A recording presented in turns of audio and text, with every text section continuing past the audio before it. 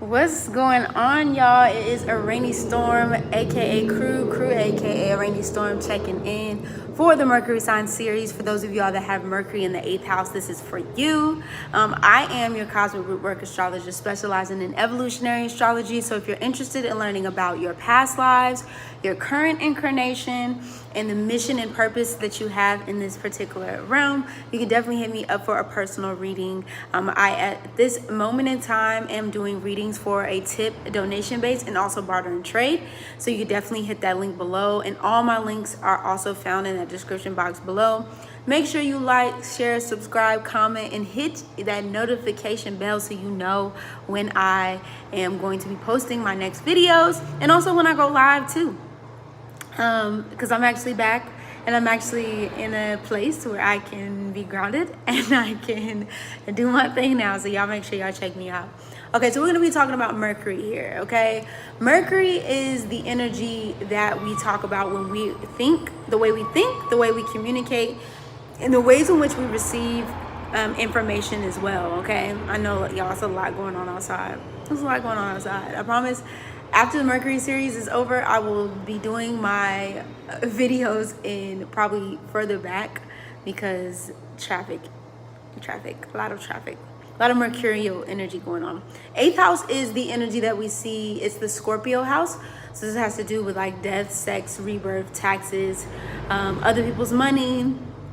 You know, it's the hidden, like 12th house is very hidden versions of ourselves that we don't necessarily want to make known to the public. And so because Mercury is the ways in which we think and the ways in which we communicate, and then 8th house kind of likes to hide, kind of sort of behind the scenes, right? Yeah, it can be one of those energies here with Mercury in the 6th house where it's very hard sometimes for Mercury to communicate. It can be very cerebral.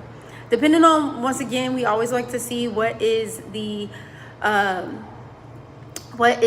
zodiac sign, what is the aspects that is aspecting this particular house, like what is going on in the 8th house. Is it like, is Saturn there? You know what I'm saying? Like, is Saturn like, playing? Is it restricting this energy as well? But on the contrary of things being very hidden with Mercury in the 8th house, aka secrets, for example, these are also energies where you can see psychologists, right? Because they know how to get into the depths of the mind. You know, what is that? That my mind is playing tricks on me? Mercury in the 8th house, okay? It can be found with Mercury here. Psychological, diving deep, okay? Diving, what's his name? I forget his name. Mr. Diving Deep. Basically, this is where you can see somebody who's very analytical in nature. Also another energy that's very good at problem solving. This is the type of energy with Mercury in the 8th house that you can see somebody who can see a very complex problem and be able to break it down to size. This is where you can have somebody who has obsessive interest, okay? They know how to notice and recognize patterns as well, because they are easily fixated on certain things. They're like, okay, no, this is supposed to go here, this is supposed to look like that, this is supposed to. So you can notice somebody who's very heavily fixated in particular energy here with Mercury in the 6th house as well. You can also see strong intuitive abilities with Mercury in the 8th house. Somebody who's interested in maybe things that are not necessarily talked about. This doesn't necessarily just have to be like manifestation, magic, or not necessarily manifestation, but like magical properties and, esoteric abilities and things like that. But, this could be like, 8th house is crime scene investigations. Maybe people are interested in blood because 8th house also rules the blood. It's where Scorpio is. People who dive deep into the places and spaces that people don't like to go. Mercury in the 8th house likes to go there. A lot of times Mercury in the 8th house too can battle a lot of times with depressive thoughts and being in like really dark depressive states because Mercury is here. So it can be very hard for sometimes Mercury in the 8th house to get out of their darkness or their dark situations, because Mercury can also be like your environments, but also just like mental exhaust in like dark places and dark spaces. So you can definitely find this with Mercury in the 6th house here. You can also find with Mercury in the 6th house, or in the 8th house, I'm sorry. Like I said, strong intuitive abilities. The sacral chakra is very big, sacral root chakra. Even the solar plexus is also big here, so the base, so from the feet all the way to the stomach. Is where your sexual organs are as well with Mercury in the 8th house. So anything that has to do with like sensuality, you can communicate. Sometimes it can be either like hyper, especially with Mercury, because Mercury needs like stimulation a lot of times, and so it's gonna be like hyper sexual or hyper sexual overdrive.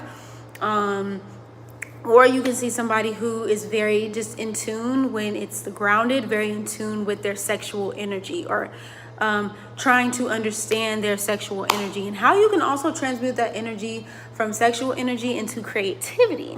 So if that's something that you were ever interested in doing, Mercury in the 8th house, you can also see here as well. Especially, and also too, last but not least, not only hard to express emotions here. Usually you'll have, we also like to see the sides, different sides of the coin. Mercury in the 8th house, you can definitely see somebody who is very, when it comes to intimacy, because intimacy also rules the 8th house here too. Either you'll find that it takes a while for Mercury in the 8th house to be very intimate with people, or very close with people, like in an intimate way. And just because you're physical with somebody does not necessarily mean you are exposing a part of yourself that is physical, but physical in, or I would say intimacy goes beyond just physicality. Intimacy is very spiritual. This is a spiritual bond that you have with you, yourself, and other people. And so when it comes to like really opening up beyond this 3D realm into the spiritual realm, when it comes to your intimacy, it can be very hard for Mercury in the 6th house to really open up, in those areas. And so, it just takes a little bit, I think, more so of like trust, inner trust, and an outward trust to be able to harness, and also not only witness those things for yourself, but also other people witness those things for you. So that's a little bit about Mercury in the 8th house. Like I said, again, make sure y'all like, share, subscribe, comment, and hit that notification bell. Donation, tip based, barter, and trade based readings on that link below. So make sure y'all check out that description box, okay?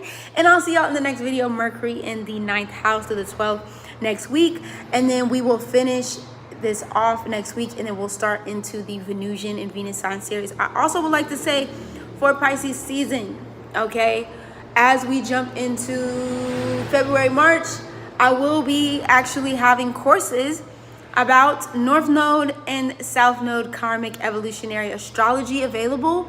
I'll have some courses that I'll be dropping on the YouTube channel, but I'll also have like the longer version of the courses available on my website.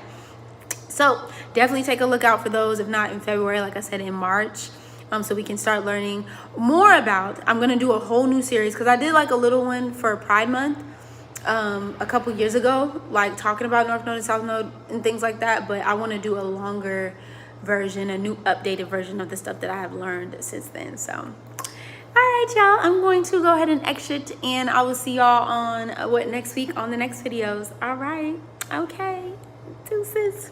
I do say.